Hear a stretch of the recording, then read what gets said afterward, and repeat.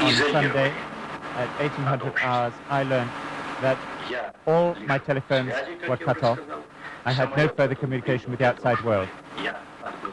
A delegation had flown out to me and asked to be received. This group of individuals, on behalf of the so-called Emergency Committee, proposed that I give up all my functions and transfer them to Yanayev, that I had been overthrown. And now, newsflash. Vice President of the USSR, Gennady Yanayev, took office from Soviet President Mikhail Gorbachev because Gorbachev is unable to perform his presidential duties for health reasons. The following is a special presentation of ABC News. The week that shook the world. ABC News coverage of the attempted coup in the Soviet Union. A chronicle of reporting by ABC News as it appeared during the week of August 19, 1991.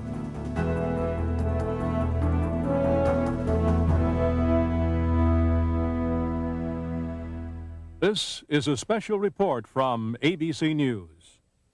I'm Karen Stone in Washington. The Soviet news agency TASS is reporting that Soviet Vice President Gennady Yanayev has taken over as president there because Mikhail Gorbachev cannot perform his duties for health reasons. TASS gave no further details. The reports say Yanayev took over in accordance with Article 127 of the Soviet Constitution. To repeat, Soviet Vice President Gennady Yanayev has taken over as president because Mikhail Gorbachev cannot perform his duties for health reasons. Good morning. Mark the date well. August 19th, 1991. Historians are likely to be analyzing the events of this day for generations to come. Military leaders and the Soviet secret police have taken control of the government, and now Vice President Gennady Yanayev is sitting in the president's seat. The hardliners say the country has become ungovernable because of perestroika. Tanks are moving into the capital, taking up positions near key government buildings. Outside the Russian Parliament building, crowds began gathering early this morning to hear Russian President Boris Yeltsin call for a general strike to protest what he calls an unconstitutional coup. Mikhail Gorbachev has been vacationing in the Black Sea resort area and has not been seen since the takeover. I should just tell you that Gennady Yanayev is a veteran Communist Party leader, and he is a man who was selected by Gorbachev to become his running mate. He was initially rejected by the liberals in the Soviet parliament, but was ultimately voted into office. Sheila Kast is standing by in Moscow now with a report on this morning's events. Tanks from the Soviet army's crack Tamansk and other divisions raced through the streets of Moscow along roads leading to the Kremlin. Armored personnel carriers rolled by, carrying scores of troops, some of them brandishing machine guns. Early in the morning, military vehicles rolled up to Spassky Tower, one of the Kremlin gates. There was no confrontation, but it was a show of military might. The military activity underscored the membership of the emergency committee Yanayev has put in charge. It includes other hardliners, such as Yazov, the defense minister, and Krichkov, the head of the KGB. Civilian traffic rolled alongside the military vehicles, and pedestrians strolled past stores. But the emergency committee banned all demonstrations, threatened a curfew if there are disturbances, and took control of the mass media. Only Kremlin-controlled television remained on the air to make that announcement, as well as moves by the committee apparently aimed at winning popular support. Yanayev promised cuts next week in the price of food and some consumer goods. He promised increases in wages and pensions, and a quick end to the country's housing shortage. All this may make Yanayev and his committee, at least temporarily, more popular than Gorbachev. If there is resistance, it may well come from the republics. The head of the biggest republic, Boris Yeltsin of Russia, called for a general strike and civil disobedience. Yeltsin said he had not made contact with Gorbachev, but an aide to Yeltsin said he believes the reports that Gorbachev is under arrest at the Black Sea. Ted? There are two Russian words with which we've become intimately familiar over the past 6 years that Mikhail Gorbachev has been president of the Soviet Union, leader of the Soviet Communist Party. The one is glasnost, which refers to openness. The other is perestroika, which of course refers to the restructuring of the Soviet government. Those are the linchpins, in effect, of Mikhail Gorbachev's policies. What do you think is going to happen to glasnost and perestroika? Well, we are already seeing at least a temporary shutdown of glasnost. The mass media has been taken over by this emergency committee. Newspapers are not answering their phones.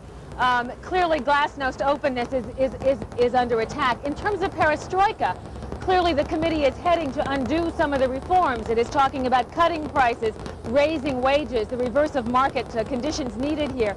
Whether they can, in the long term, undo some of these changes, whether they can go back to the old command economy, which in many ways no longer exists, remains to be seen. ABC's Ann Compton is at the vacation White House in Kennebunkport, Maine, where earlier this morning, President Bush came out and made a brief statement and then held a news conference. And he was quite tough, wasn't he? He was tough, and those scenes, Ted, are exactly what gave the president some glimmer of hope that perhaps this coup would not succeed. One of the reasons that we have conducted our policy the way we have is to encourage reform and democracy. And I've said over and over again that we did not want to see a coup backed by the KGB and the military, and apparently that is what is underway. I think it's also important to know that coups can fail. They can take over at first, and then they run up against the will of the people. So it's too early to say, but let's hope that Yanayev, when he made his statement, was speaking from conviction. His statement being that this will not mean setting back, as I understand it, setting back reform and commitment to go forward. Gennady Yanayev held a news conference in Moscow approximately 2¼ hours ago. We have just gained access to that news conference, and what we'd like to do is show you a brief excerpt of that conference, and I'll be talking to my colleague Sheila Kast. You should know that the response you will be hearing is a reply to a question having to do with the health of Mikhail Gorbachev, because the pretext that has been given by the new ruling government in the Soviet Union for Mikhail Gorbachev not being in power right now is his poor health. I must say that Mikhail Sergeyevich Gorbachev is now in the Crimea on holiday, under treatment. He's become very tired in recent years, and he needed some time in order to recover his health. And I should like to say that it is our hope,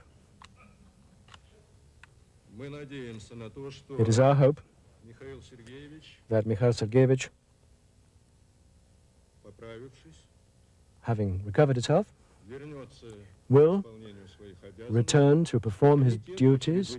Now, as far as your assertion is concerned that a coup d'etat was carried out last night, I would permit myself not to agree with that, because we are founding our actions on constitutional norms. We believe that confirming the sort of decision we have taken by the Supreme Soviet of the USSR enables us, authorizes us to state that absolutely all legal and, as it were, constitutional norms have been observed. The first two headlines that have come out of Yanayev's press conference are one, that he has declared a state of emergency in the Russian Republic. Now, the Russian Republic, of course, encompasses Moscow. And it is in the Russian Republic that you just heard that Boris Yeltsin is, in effect, saying that he is in control and he is taking over all of the Soviet organs of power. So clearly there is a major confrontation shaping up in the Russian Republic itself. Secondly, Yanayev has also said that all but a very few select organs of the media are going to be shut down. From ABC, this is a special edition of World News Tonight with Peter Jennings. Good evening. We begin, of course, with the shock that was not a complete surprise. The coup in the Soviet Union has been on the minds of many Soviets for many weeks. There's a lot we know tonight and still a lot we do not know. It is widely believed that the head of the KGB, the defense minister, the minister of the interior, the prime minister, plus Mr. Gorbachev's own vice president, have been planning the coup for weeks, if not months. The Gang of Five, they will surely be called by many Soviets. Tonight, even though they have moved to snuff out centers of democracy in various parts of the country, including radio and television stations in the Baltic republics, they are still not in complete control. Boris Yeltsin, the president of the Russian Republic, defies them and has at least a small segment of the military with him. There's been no word from Mr. Gorbachev. Even his specific whereabouts are not known. It is assumed he is not free to do whatever he wants. People on the streets were stunned. A few shouted insults at the soldiers. One man lay down in front of a tank to try to halt its progress, getting out of the way just in time. Many gathered around tanks, berating the soldiers. Others countered, "We need law and order."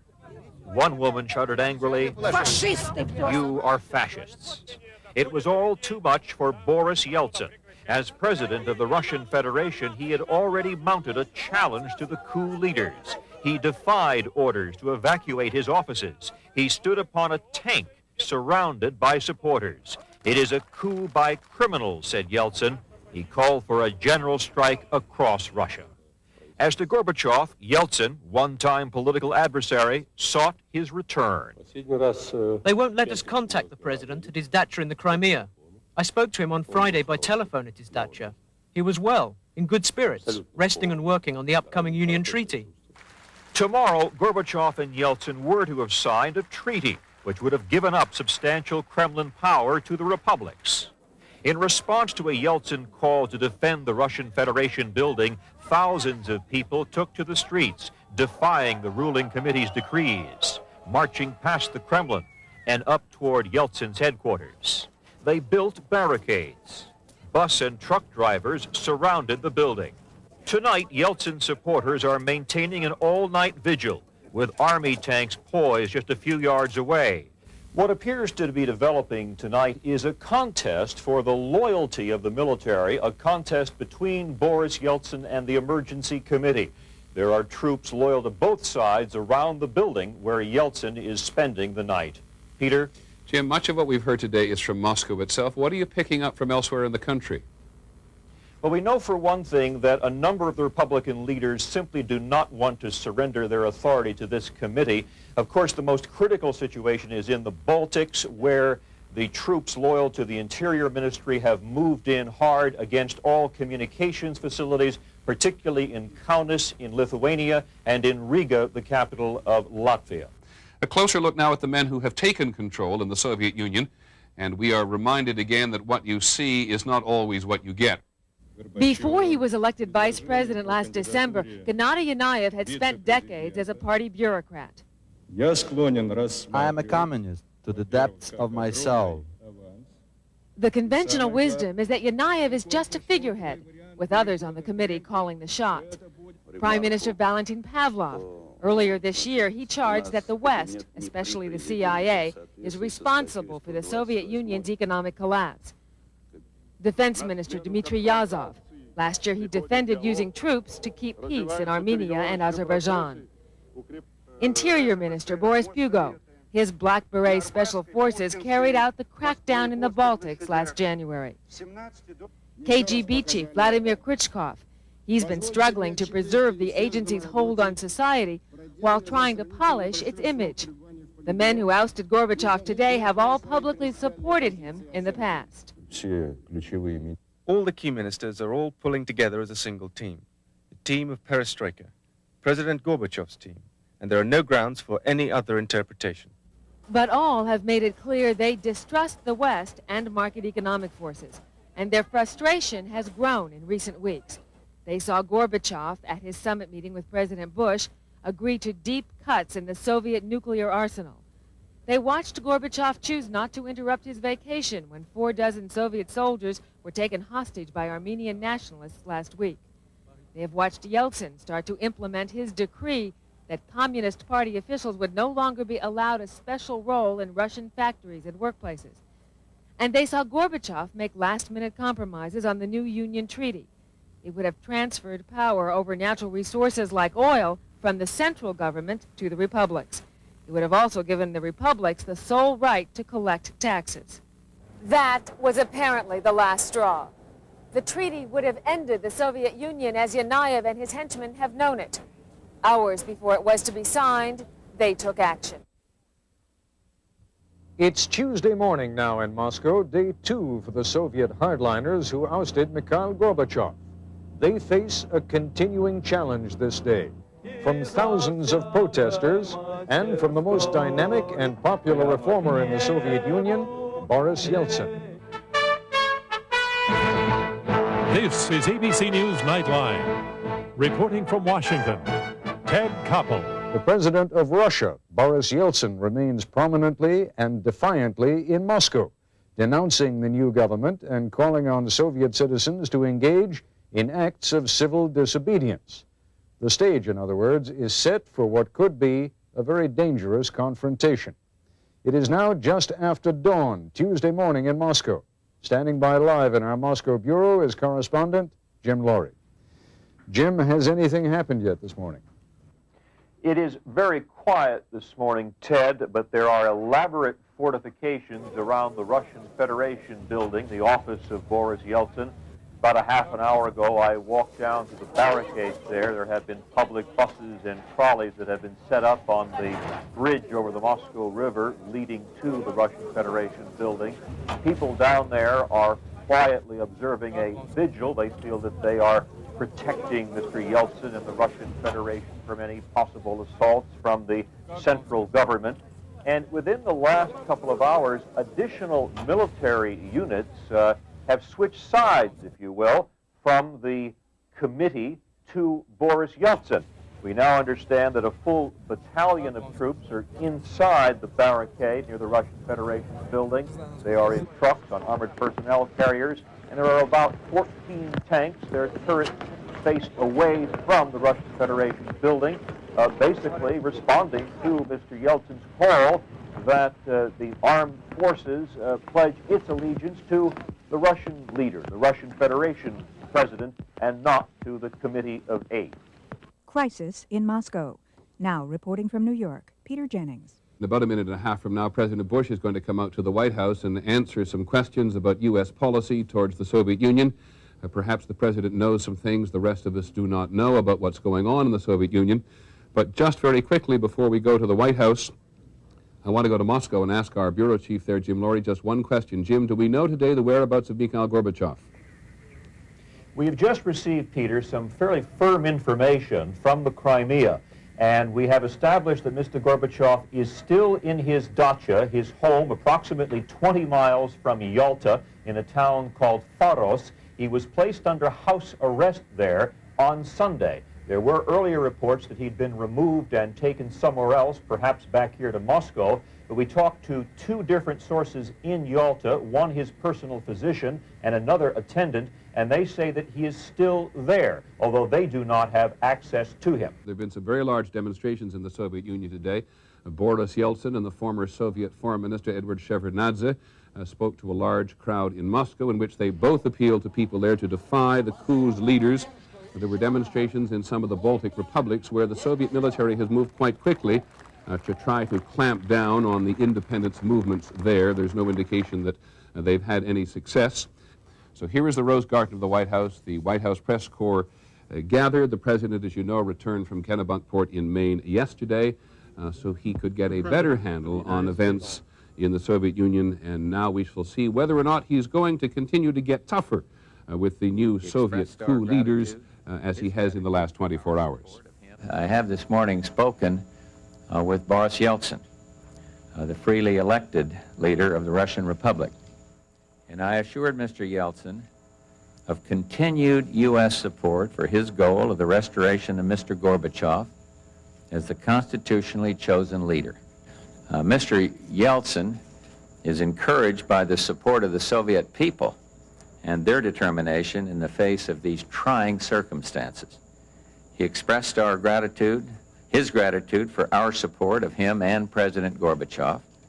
The situation concerning President Gorbachev's status is still unclear, and I've twice tried to reach him by phone, including within the last hour, but have so far been unsuccessful. What kind of support are you able, or will you give them other than verbal? Well, I said yesterday that some coups fail. The likelihood of this, it's hard to evaluate in this circumstance. However, there appears to be very strong support from the people in the Soviet Union for constitutional government, for democratic reform. We want to be very cautious about this, but a tense situation has developed at the Russian Federation headquarters, which is about 10 blocks from the ABC bureau here. We received a telephone call from the office of Andrei Kozyrov, who is Mr. Yeltsin's foreign minister. He is due, in fact, to go to the States to meet with Mr. Bush later this week. And we are told that they fear an attack by military forces loyal to the Committee of Eight that took over power from Mr. Gorbachev yesterday. Their belief is lodged in radio communications that they are intercepting in the Russian Federation building, and they have put all of their people on alert. Now, one report that we hear has it that the main forces of the military under the Committee of Eight would like to get rid of this battalion of troops that are loyal to Boris Yeltsin. There were still several thousand people outside now, but the military has just announced on the evening newscast called Vremya that there's going to be a curfew in Moscow between 11 o'clock tonight, about an hour and a half from now, until 5 o'clock in the morning, which has only made the people inside the Russian Federation building even more nervous. ABC's Diane Sawyer, who's in Moscow, has been into the Russian Federation headquarters building in Moscow and talked to Boris Yeltsin. As you wind through the corridors toward Boris Yeltsin, it's clear his offices have become a kind of fortress. Bureaucrats who manned the telephones are now packing guns. On another floor, officers pored over city maps and talked about which streets to block with buses and trucks. Fire hoses have been pulled in from down the hall to help defend the besieged president of the Russian Republic. But Yeltsin is talking tough. So you are not afraid? This group in this room. Do we show it? Do we look like we're afraid? What are you going to do? I've walked the halls here. It's empty. There are a few men with a few guns, and those of you here, and all of those tanks out there. What are you going to do if the tanks do start to roll? The defenders of this place are not roaming the corridors, they're deployed wherever needed. But you're all going to stay here, all of you, no matter what. We've been here almost 48 hours. We'll be here tonight too. We're not going to leave the battlefield. While Yeltsin and members of his committee talk to us inside his office, a small group of amateur radio technicians down the hall broadcast words of hope to those on the outside. They said they can broadcast as far as southern Russia, as far as that dacha where Gorbachev is being held. Have you been in communication with Mr. Gorbachev at all? No, it's impossible. There is no communication with him. President Bush cannot even talk with him. Who is really running things? Yeltsin's answer was surprising. He said the coup is really being run by a collection of right-wing military and intelligence leaders who haven't surfaced yet. He said they remain in the shadows. At this point, Yeltsin's aides insisted we evacuate the building, as we did a final show of bravado from the man defiantly at the center. Don't write an obituary, Yeltsin called out, waving. We're not dead yet. Can you bring us up to date on what else is going on in terms of both the city and elsewhere in the country at the moment? The latest information from Soviet radio and television is that a curfew will be imposed. It will go into effect in approximately an hour's time, 11 p.m. Moscow time, until 5 a.m. It is unclear how strictly they have really not been obeyed. The other interesting development on Soviet television tonight was that it was announced that Prime Minister Pavlov had fallen ill. He was taken to his bed, according to this report, ill with high blood pressure, and he had been relieved of his responsibilities on the committee, replaced by an aide, according to the Soviet television report. What about elsewhere in the country, Jim? We into Tallinn in Estonia, that they've moved into Riga in Latvia. The Baltic republics particularly have had military attention. That's correct, Peter. The Baltics, of course, were ripe for this sort of offensive by the Black Berets, the Interior Ministry forces which are there, and all the pattern seems to be to take over all of the communications facilities, particularly any that could broadcast information contrary to the central government. This is particularly the case in the Baltics. There is one area of the country that, at least so far, has not been affected by a military crackdown, if you will, and that is Leningrad, where apparently the military forces are still outside the city, and the mayor there, Mr. Sobchak, apparently has been able to work out at least that troops have not entered his city. Violence around the Russian parliament building in Moscow. Could Soviet troops be on the verge of a bloody crackdown? This is ABC News Nightline. Substituting for Ted Koppel and reporting from Washington, Chris Wallace. Ted Koppel is heading for Moscow tonight, where this evening we got at least a first answer to one of the key questions in this crisis. Soviet forces are prepared to fire on the resistance to this week's coup, and the protesters are prepared to fire back. Early Wednesday morning in Moscow, at least 3 people were killed as they fought troops near Boris Yeltsin's headquarters in the Russian parliament building. At this hour, Yeltsin is still in place in the Russian parliament building, a symbol of opposition to Kremlin hardliners. ABC's Jim Laurie joins us from our Moscow bureau. Jim, what can you tell us about the situation at the Russian parliament building? Chris, it has been a very tense night there. It is now 6:30 in the morning here in Moscow. All night long, in fact, for the past 12 hours, people inside that building have been expecting a military attack, an attempt to dislodge the soldiers that are supporting Boris Yeltsin and dislodge the civilians. There are perhaps 10,000 now surrounding that building. They have violated the curfew overnight and have remained there to defend the building. Boris Yeltsin is inside of that structure, but there has been no attack. There is speculation that there is disorganization in the Committee of 8, which took power after ousting Mikhail Gorbachev. We simply don't know very many concrete facts. There are conflicting reports about just about everything. But at this hour, things are quiet, calm for the moment outside the Russian Federation building. There's still a great deal of apprehension, but no movement, no serious movement at least, by military forces supporting the Committee of 8. Jim, as you say, there was no all-out attack. On the other hand, we have seen that videotape of Soviet military vehicles moving against the resistance barricades, and as we reported, apparently at least 3 protesters have been killed. How did that come about? Well, again, like so many things here, it is unclear, but it seems that 4 or 5 armored personnel carriers were approaching the area of the Russian Federation building, actually quite close to the U.S. Embassy here. They were going down an underpass on what's called the Inner Ring Road. Some speculate they were simply out of place. They certainly, with only 4 or 5 armored personnel carriers, were not about to breach the buses and trucks and other barricades that have been placed across the road there. But they got themselves trapped in there. It was very plain that the soldiers were terribly panicky. They were frightened because they were being pelted by rocks and Molotov cocktails. One of the armored personnel carriers caught fire. It then slammed into the barricades, igniting the buses on that barricade. The soldiers escaped and then started to open fire. It is unclear how many people were killed. Some say 3, others say 4.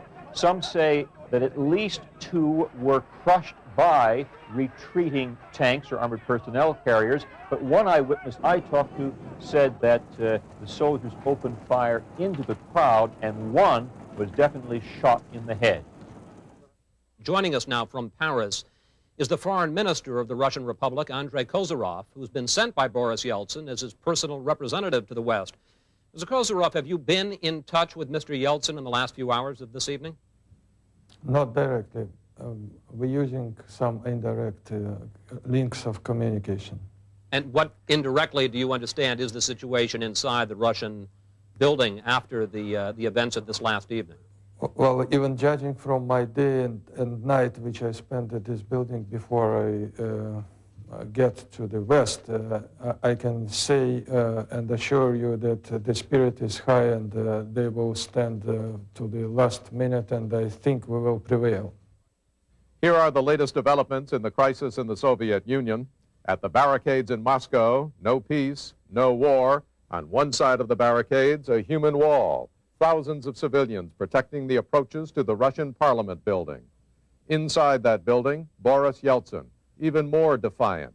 Is the coup committee coming apart? Reports of illnesses. From ABC News, this is World News This Morning for Wednesday, August 21st. Good morning, everyone. The threat of Soviet tanks failed to move Russian leaders out of their fortress in Moscow during the night. So the members of the ruling committee are trying a new approach, and it involves a meeting with Mikhail Gorbachev. ABC's Rick Inderfirth joins us live from Moscow with the latest details. Good morning, Rick. Good morning, Mort. Potentially this is a very important development. The Russian Federation, headed by Boris Yeltsin, has decided to send a delegation to meet with Mr. Gorbachev at his dacha, where he is still under house arrest in the Crimea. It will include the Vice President of Russia, the Prime Minister, several lawmakers, as well as medical experts. And the twist in this is apparently the KGB chief, Vladimir Khrushchev, had invited Mr. Yeltsin to go along as well. Mr. Yeltsin declined that invitation, perhaps because he didn't want to end up in the same circumstance as Mr. Gorbachev, but Khrushchev is going with this delegation. So potentially this is quite important. About the only ally the coup leaders have right now is the weather. Rain has kept the number of demonstrators down. This morning, the barriers leading to the Russian Parliament building were reinforced, but few people stayed out to man them. The Russian president has said the directives of the coup leaders will not be obeyed, and so far they haven't been. The first night of the curfew was widely ignored, and 2 independent Russian radio stations continue to stay on the air. Moreover, the Emergency Committee's Group of 8 appears to be losing some of its members. Soviet television says Prime Minister Pavlov has been confined to bed with high blood pressure. Defense Minister Yazov is reportedly ill. There's even been speculation that KGB Chief Khrushchev resigned, but that appears to be wishful thinking, not substantiated fact. We do have some late developments from Moscow, and we're going to go right now to Sheila Cass. The news, if it turns out to be true, would be stunning. It would spell the end of the coup. Russian President Boris Yeltsin told the Russian Republic Parliament this morning that the entire 8-member emergency committee, which just 3 days ago seized power from President Gorbachev and declared themselves in power, Yeltsin says this entire committee is at the airport trying to leave Moscow. Secretary of State James Baker has told ABC News that the U.S. has independent confirmation that Dmitry Yazov, the defense minister, has resigned from this governing emergency committee. There had been reports that Yazov had resigned. Those reports had been denied, but the U.S. apparently says that they are true. Khrushchev, the head of the KGB, seems to be softening his position. He gave permission, apparently, for a delegation from that Russian parliament where Yeltsin spoke, a delegation from Russia to go to Gorbachev, to travel to Gorbachev's vacation area in the Crimea and check on him. Robert Legvold is an expert in Soviet affairs and Soviet-American affairs. He's director of the Harriman Institute. He's in Boston. Do you sense that the coup is crumbling? It may be. It would be premature to put too much stock in the report of the Yeltsin comment about the 8 leaving Moscow. But if they are, I would assume that means they're either throwing in the towel completely or they're headed for the Crimea in order to try to negotiate a way out of this thing with Gorbachev. But even without that, there are signs that this thing has not come together for the 8, that indeed it may be unraveling. And of course, the most dramatic manifestation of that was their inability or their failure, their lack of will last night to move against Yeltsin. That really was a critical moment for them. And indications at that point that, in fact, the tide had now begun to shift against them. This is an ABC News special report. Crisis in Moscow. Well, the crisis in Moscow appears to be diminishing, so perhaps we'll have to change the title of that special report. Start with the little things. On another stunning day in Moscow, the anchor person on Soviet television, where it's about 4:45 in the afternoon, apologized to his viewership a little while ago for reading the various bulletins so quickly. He said, "I'm sorry, comrades, I'm very excited." His reason for excitement, of course, is that the coup in the Soviet Union against Mr. Gorbachev, and the attempt to subdue the Russian President Boris Yeltsin appears to be coming apart at the seams. People are all beginning to turn now. Overnight now, the various political leaders in the individual republics have all begun to declare themselves on Mr. Gorbachev's side and on Mr. Yeltsin's side and against the coup leaders. Our correspondent in Moscow this afternoon, now 4:45 in the afternoon there, is Sheila Cash. Sheila, bring us up to date, would you? Yes, Peter, as you said, there is some exultation here in Moscow. Some of our reporters have encountered some of the columns of troops which are leaving. The Defense Ministry has announced it is pulling troops out of the Moscow region. Crowds have been cheering as troops withdrew, for example, from the Manege Square, one of the squares very close to the Kremlin. The crowds around the Russian Parliament building, and there have been crowds there almost since the first news of this coup broke. They were bigger yesterday than they were overnight in the rain, but there's never been a time when that building, the headquarters of the Russian Republic, has not been surrounded by people. And those crowds are sort of waiting because there has not been confirmation that the Committee of 8, the emergency committee, has been arrested. Sheila, as to the Russian Parliament this morning, Boris Yeltsin is still in there and his supporters are still in there? Yes, Boris Yeltsin is still with the Parliament, as far as we know, although his Prime Minister has left for the Crimea with a delegation of some other Russian Federation officials and medical experts. We're supposed to go to see Gorbachev. One other point I wanted to make when you were talking about Leningrad, in many ways the birth of the revolution, that Leningrad's mayor, Anatoly Sobchak, in the last hour or so, has gone on radio in his city to say that conditions are returning to normal in this country. So that's another assurance that people here in the Soviet Union are getting over the airwaves that the coup is over. It's a little before 5 o'clock in the afternoon in the Soviet Union. And I doubt if there's any person in this country who is watching events any more closely than the recently returned American ambassador to the Soviet Union, Jack Matlock. What do you think of all this? Well, I'm very encouraged that all the signs seem to be indicating a failure of the coup. I felt all along that it would fail eventually. Why did you think that? Well, because I think the country is a different country from the one that the coup leaders thought they were dealing with. The fact is, it's changed a lot. People will stand up for their rights now. They will stand up against dictatorship, and I think we've seen that, and that makes all the difference in the world. Okay, Mr. Matlock, thank you very much for joining us. Now the official TASS News Agency reports that the Hardline Emergency Committee, this is TASS's words, that overthrew Mikhail Gorbachev, has actually disbanded. And here's the quote: TASS informs the restrictions announced by the former Emergency Committee on Central Moscow and regional publications has also been lifted. Let's go back to Moscow to try to get some feel of what it's like on the streets. ABC's Paul Cleveland, who's one of our producers in Moscow today, is on the streets at the Russian Parliament building. Paul, can you hear me? I can, Peter. Just tell us what it's like there. Well, it's a mood of, I would say, quiet celebration. There's some flag waving directly in front of the building. The remains of barricades, some of them still in place, are here. There are thousands of people milling around. No great jubilation, as I said. They just seem to be out enjoying themselves. Okay, just while we're talking here, we're now looking at some of the Russian defense forces in downtown Moscow who were ordered, according to the TASS News Agency a short while ago by the Ministry of Defense, to return to their barracks. There have been an enormous number of tanks and armored personnel carriers in the central portion of the city in the last 24 hours. There were several hundred of them that came to near one of the principal airfields. Yesterday, you'll recall all of our reporting how they had moved to within 1 or 2 miles of the Russian Parliament. Tremendous anxiety at the headquarters of the Russian Federation there yesterday about whether or not there would be an attack mounted on the Russian Parliament. This is an astonishing sight to those of us in the West, and probably an astonishing sight, or even more astonishing sight, to people in this capital, which has changed so much in the post-war years, but in some respects hasn't changed at all. Standing by as we wait for the President is our White House correspondent, Ray Hume. This is what the administration had hoped for, not necessarily expected, but thought was a distinct possibility that this might fail.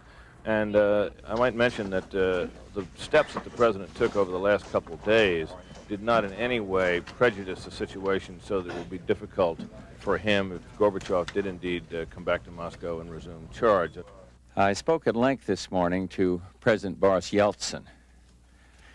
President Yeltsin was clearly encouraged by the fact that he had survived another night in the Russian Parliament building without a major assault by the forces supporting his coup.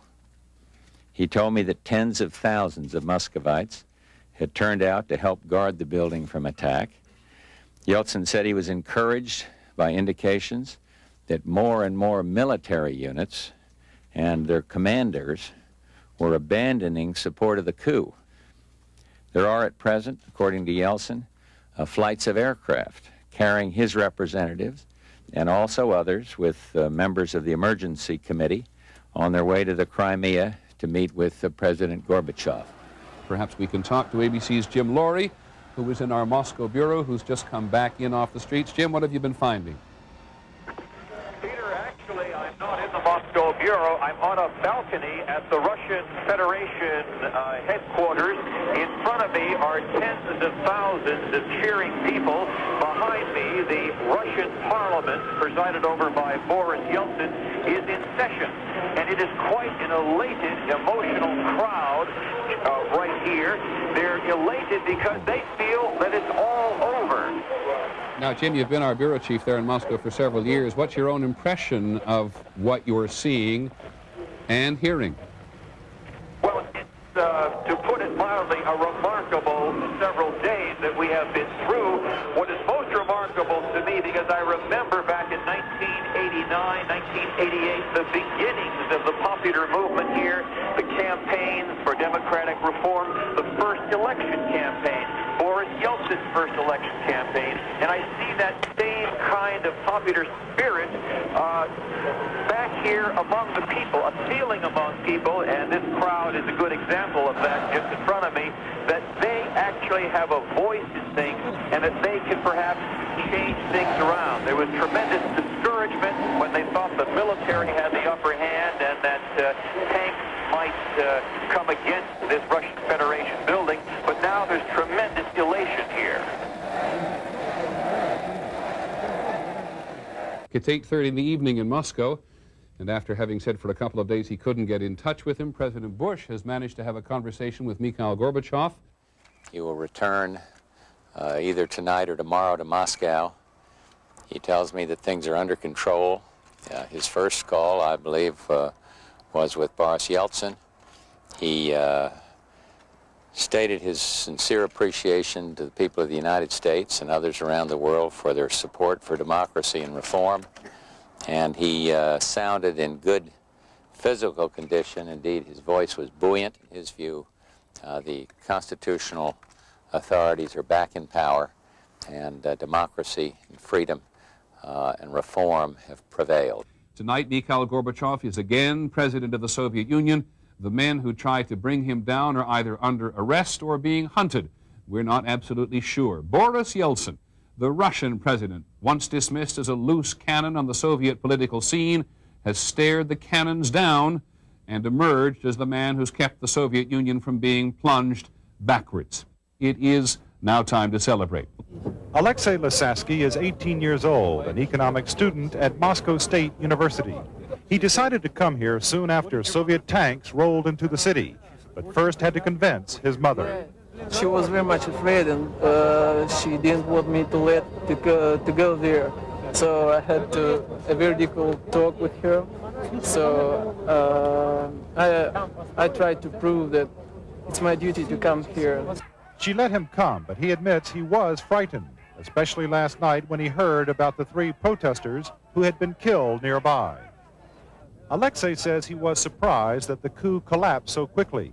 He believes Boris Yeltsin deserves much of the credit, and that it was also a victory for the Russian people. We made another step on the way to democracy.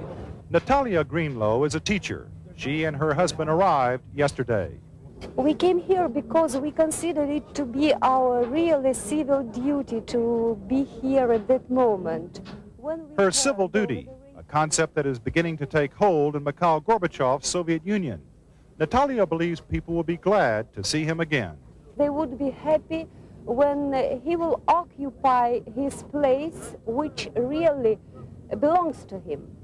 Others here say they still have questions about Gorbachev. People think of Gorbachev as they did before all this happened. They still don't have complete faith in him.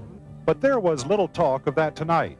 With the crisis over, they held a concert and called it Rock on the Barricades. It was time for celebration. They had taken their stand against repression and for freedom. And they had won. Gorbachev arrives back in Moscow and is whisked home in the middle of the night as a new day dawns for the deposed Soviet president, for Russian President Boris Yeltsin, and for the Soviet people. This morning, Thursday morning, here in Moscow, Gorbachev was back. He flew into Moscow around 2 o'clock this morning. And while Boris Yeltsin waited for Gorbachev to pay a courtesy call, a thank you for your support visit at the headquarters of the Russian Federation, the once and apparently future president of the Soviet Union was driven to his country home on the outskirts of Moscow.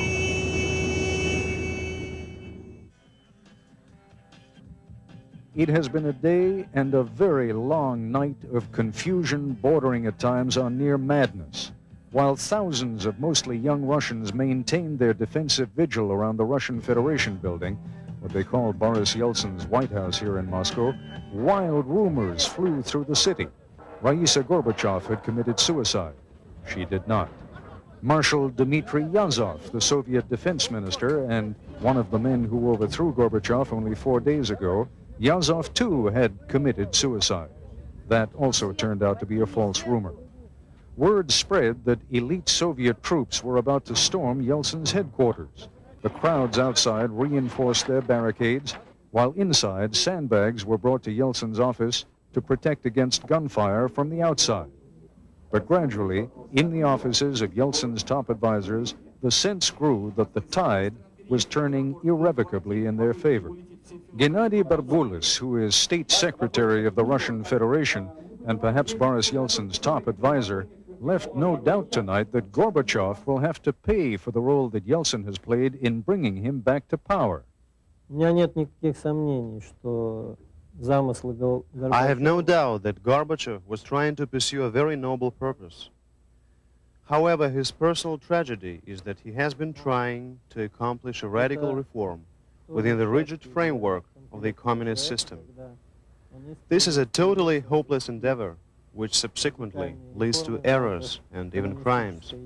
When Mikhail Gorbachev arrived here in Moscow in the middle of the night, a Soviet adventure which a group of persons has embarked upon. This group wanted to prompt these people, to push these people onto a path which would bring our entire society to a catastrophe. This didn't take place, and this is an enormous conquest and victory of perestroika.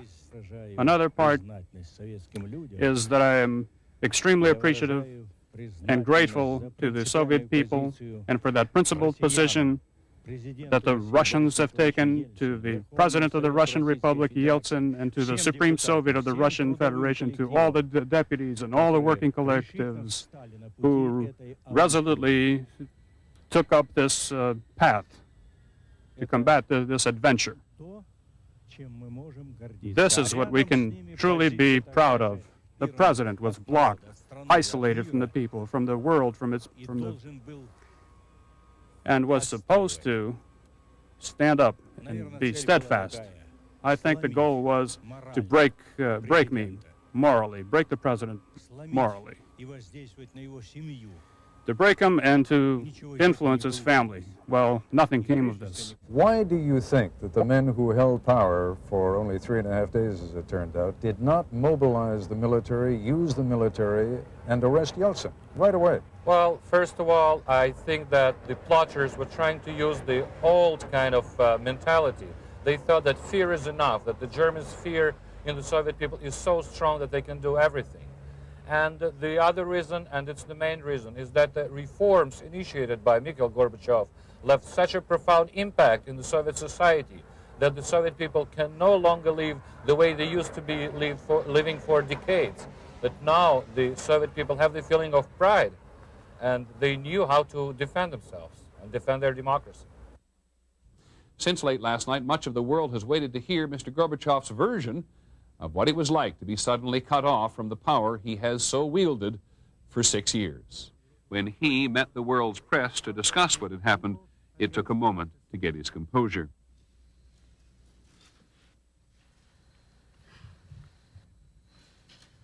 They had been vacationing at their dacha in the Crimea, overlooking the Black Sea. The regular dacha guard, 32 men, were on duty. On the 18th of August, at 10 to 5 p.m., I was told by the head of my guard that a group of people had arrived asking to see me. I said I wasn't expecting anybody, hadn't invited anybody, and hadn't been told of this. And why are they here? The chief of the guard said he did not know, but he recognized one among the group. Plekhanov, the head of the KGB guard, showed up with them. Otherwise, our guard wouldn't have let them through. Gorbachev went to the phone to see who had sent them. I picked it up. It was been cut off. And the third and fourth, I picked them up. I picked up the internal phone, all dead. I was cut off, incommunicado. Then I understood.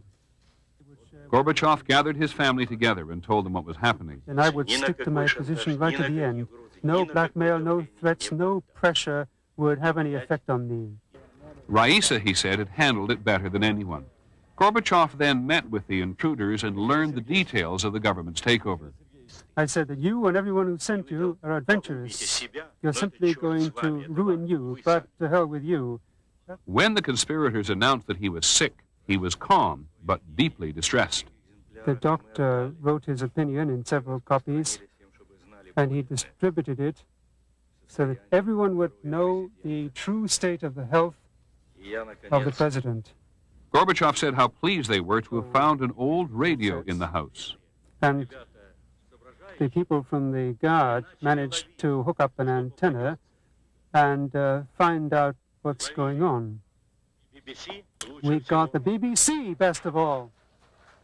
Though he was not completely clear about it, Gorbachev said that the family took pictures while they were held prisoner. This is one of them. The ordeal for the Gorbachev family lasted 3 days and 3 nights. 72 hours of full isolation ensued. The idea obviously was to break the president psychologically. It was very rough. At his news conference today, among the people Mr. Gorbachev thanked were those who defied the Soviet army and stood up in the streets for the rule of law. Today, some of those people were out in the streets of Moscow again, making it clear they want more. More than 100,000 people turned out for the demonstration. They cheered Yeltsin. They cheered Russia. And they made it clear that Mikhail Gorbachev is not their favorite. The sign reads, "From Russia with love." From the Russian parliament, they marched past the Kremlin in Red Square. The streets of Moscow belong to the people today. It wasn't very long ago that Mikhail Gorbachev tried to ban large demonstrations like this. It's unlikely he will try to do that again. These people came to his rescue. And these people had a few scores to settle. They broke a few signs at the headquarters of the Communist Party and painted "Freedom, Freedom" on the headquarters of the KGB, then turned their attention to the statue across the street, Felix Dzerzhinsky, founder of the Soviet secret police. Dzerzhinsky was introduced to graffiti. Next, metal cables were attached to the statue. Police stood by while protesters argued whether to take Dzerzhinsky off his pedestal now or later. Tonight they decided now was better. One elderly Russian in the crowd said, "I lived through lives all my life, but I am glad I lived long enough to see this." When the hard-line leaders of the Communist Party failed to overthrow Mikhail Gorbachev, they may well have signed the death warrant for the Communist Party itself. 74 years after the Russian Revolution, the Russian President Boris Yeltsin has told the party its activities must be suspended in the Russian Republic. When Mikhail Gorbachev visited Boris Yeltsin's Russian parliament, he got a round of applause at first, but then a lot of heckling, interruption, and embarrassment. At one point, as Gorbachev was telling the parliament how he would restructure the government, he was suddenly asked to read aloud the minutes of a meeting of his cabinet last Monday during the height of the coup. I haven't seen it yet, Gorbachev cautioned. Go on, read it now, Yeltsin insisted. And as a clearly uncomfortable Gorbachev read, he learned that only one of the men in the cabinet he had appointed, UN Ambassador Yuri Vorontsov, spoke out against the coup. When Gorbachev announced permanent replacements for the coup leaders, it was clear they were Yeltsin's choices. Just the beginning of a government shakeup, which Yeltsin and Gorbachev say they'll work out together. In effect, if not in name, a new coalition government. But they clash today over the Communist Party. With Gorbachev looking on helplessly and the parliament applauding, Yeltsin signed a decree suspending all Communist Party activity in Russia. Gorbachev tried to argue, calling the moves against the party a mistake, because not all communists were involved in the coup plot. He said the party had as much right to exist as any other. In the end, he had no choice but to give in. They pulled down Lenin's stand in Riga, capital of Latvia. They ripped the sign off the front of Communist Party headquarters. The local Communist Party boss in Riga, Alfred Rubiks, was arrested after being named as a supporter of the coup against Mikhail Gorbachev. It is as though people in the Baltic republics who want independence from Moscow have sniffed out the disarray in the Kremlin and are prepared to take advantage of it. From ABC News, The Weekend Report, here's Jack Smith. Good evening. In the wake of the abortive Soviet coup, the trappings of totalitarianism in Russia are falling away. And today, it was the Communist Party itself, the backbone of the Soviet state. In an apparent attempt to salvage his presidency, Mikhail Gorbachev today quit as party chief and then ordered steps effectively to dissolve the party. For many people, Gorbachev's dramatic moves came much too late. As he appeared today at the funeral for those killed in the coup attempt, it was clear most people had given up on the Communist Party a long time ago. With shocking speed, the party is now being dismantled, just as the heroes of the revolution are being lifted from their pedestals. The reason for Gorbachev's resignation as head of the Communist Party was spelled out on Soviet television. Having analyzed the position of the Central Committee of the Communist Party and the Politburo during the attempted coup, we must admit that both bodies sided with the conspirators. Gorbachev, in giving it all up, also saw to it that the party was stripped of its influence. He called on the Central Committee to disband, outlawed party communists, that it was the hardest decision of his life.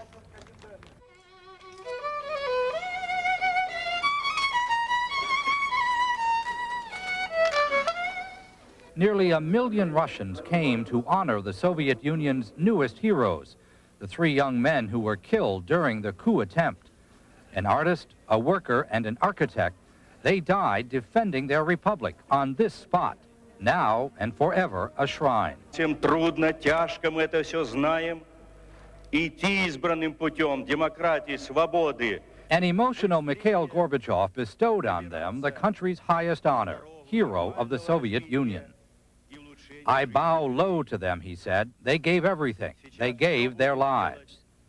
U.S. Ambassador Bob Strauss joined in the eulogy. Today, we in the United States of America share your sorrow at the price these brave souls paid in the just cause for which they and you fought. Boris Yeltsin, the Russian president, praised for his own heroic behavior this week, asked to be forgiven for not preventing the killings.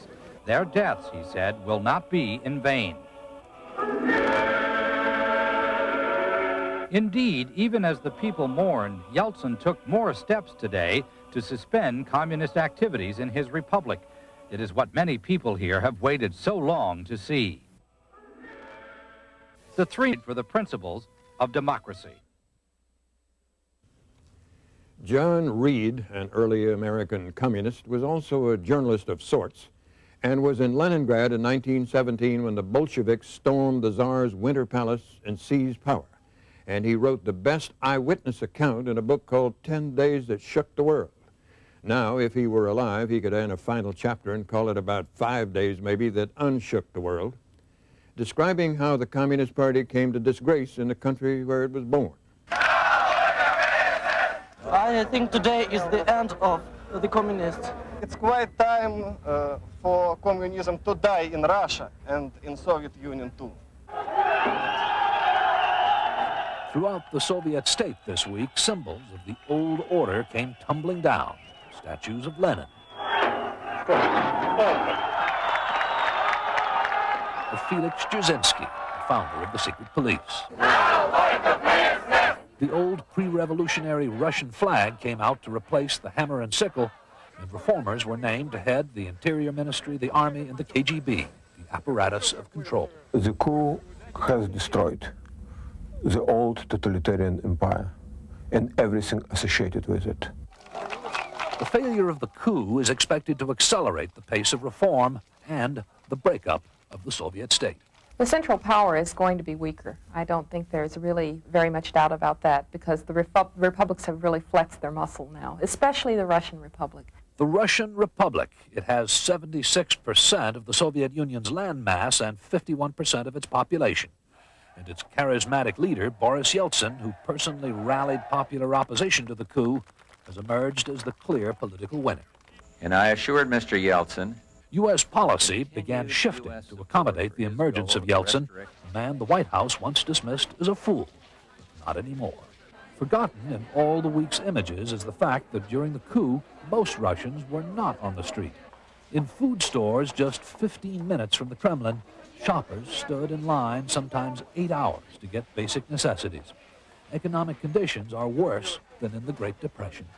Unless food gets on the table soon, reform this winter could become just as discredited as communism is this weekend.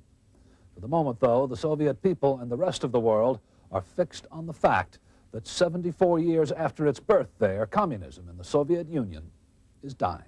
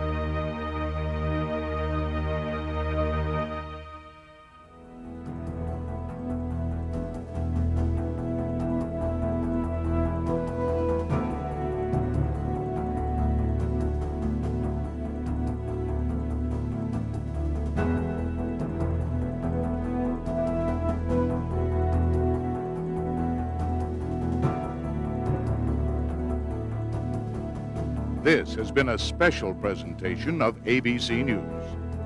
More Americans get their news from ABC News than from any other source.